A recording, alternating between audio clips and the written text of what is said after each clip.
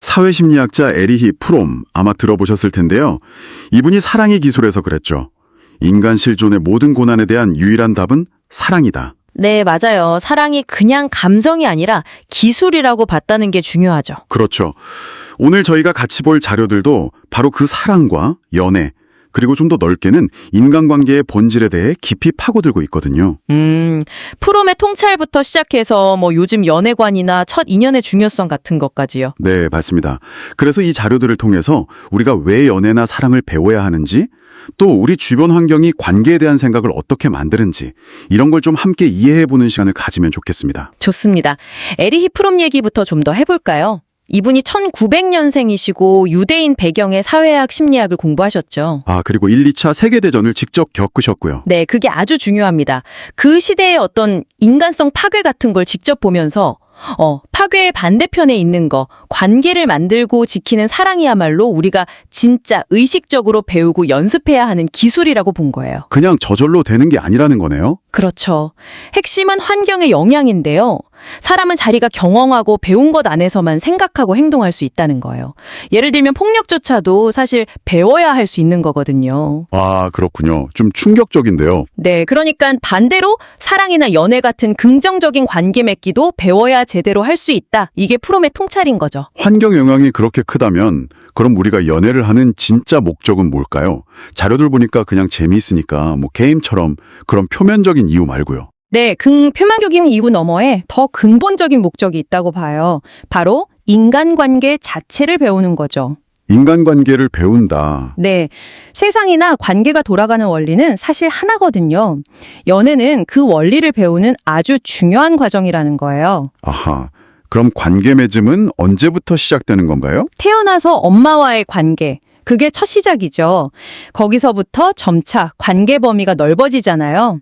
가족, 친구, 이런 관계들은 사실 피하기 어렵죠. 그렇죠. 주어지는 관계니까요. 네, 그런데 연애는 좀 달라요. 이건 내가 의지를 가지고 선택하는, 어쩌면 첫 번째 깊은 인간관계 형성의 시작점일 수 있다는 점에서 특별해요. 여기서 관계의 기본 원리를 몸으로 배우게 되는 거죠. 프롬이 말한 기술을 여기서 연습하는 셈이네요. 맞습니다. 바로 그 기술을 연마하는 훈련장인 셈이죠. 그럼 자료에서 또 중요하게 다루는 첫 인연의 영향은 어떻게 봐야 할까요?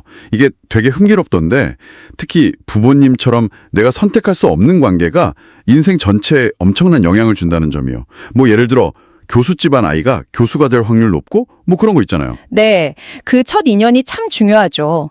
내가 선택하진 않았지만 어떻게 보면 이번 생에 내가 꼭 배워야 할 것들을 위해서 주어진 환경 혹은 과제라고 볼 수도 있어요. 과제요? 네, 그래서 자료들에서는 인생을 사람 공부라고 표현하기도 해요. 사람 공부? 단순히 사람 구경하는 게 아니라 그 사람의 감정, 생각, 배경 같은 걸 깊이 이해하려고 노력하는 과정이죠. 그걸 통해 결국 나 자신과 세상이 어떻게 돌아가는지를 배우는 거고요. 주어진 인연 속에서 한 사람을 제대로 깊이 이해하는 게 결국 다른 모든 사람, 나아가 세상을 이해하는 출발점이 된다는 겁니다. 와, 깊네요. 한 사람을 아는 게 세상을 아는 것과 연결된다니. 네, 그만큼 관계가 중요하다는 거죠.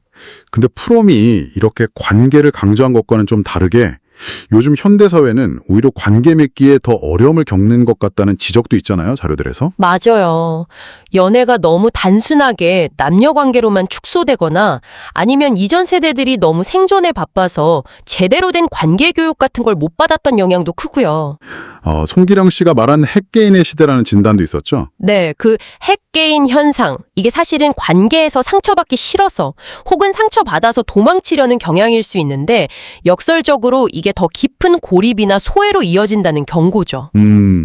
한국의 높은 자살률 같은 사회 문제와도 연결될 수 있겠네요. 네, 충분히 그럴 수 있습니다.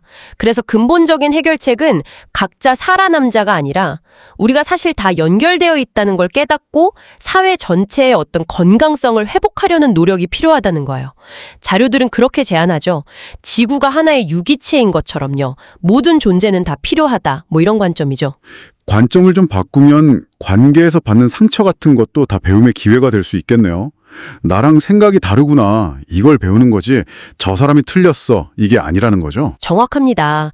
그 다름을 배우는 것, 다양한 생각을 경험하는 것이 어쩌면 그 사람 공부의 핵심일지도 몰라요. 릴케라는 시인이 사랑은 인간이 할 수 있는 최고의 것이고 완성을 의미한다고 했다는데 이것도 비슷한 맥락일까요? 네, 궁극적으로 사랑 공부를 통해 사랑하는 법을 배우고 행복에 도달하는 것, 그게 목표라고 할 수 있겠죠. 외로움에 대한 접근도 좀 흥미로웠어요.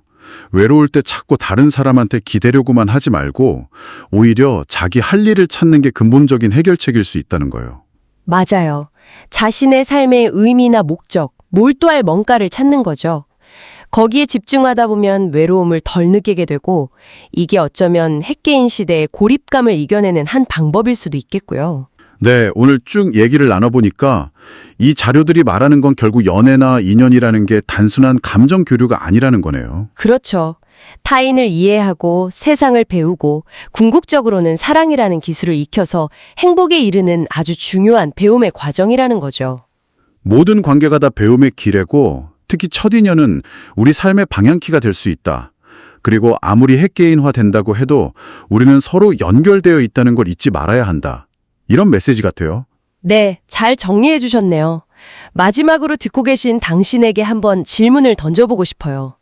혹시 당신의 삶에서 유독 어렵게 느껴지는 관계가 있나요?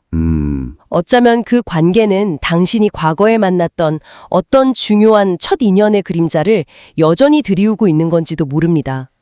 그 관계가 당신에게 진짜 가르쳐 주려고 하는 핵심 교훈은 뭘지 한번 사람 공부의 관점에서 다시 생각해 보시는 건 어떨까요?